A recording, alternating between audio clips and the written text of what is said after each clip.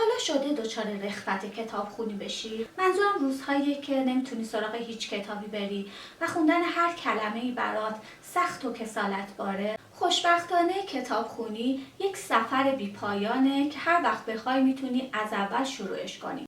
فقط باید راه بیفتی. با این وجود یک سری راهکار ساده وجود داره که بهت کمک میکنه راحت تر از این دوره رغبت کتاب خونی بیرون بیای. مثلا یک کتاب کم حجم‌تر رو انتخاب کن. کتاب‌های طولانی‌تر رو بذار برای وقت‌هایی که آماده تر بودی.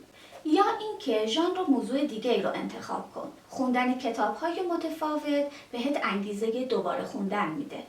و یا اینکه دوباره خونی کن. برو سراغ کتاب‌هایی که قبلا خیلی دوستشون داشتی و مدت هاست بهشون سر نزدی.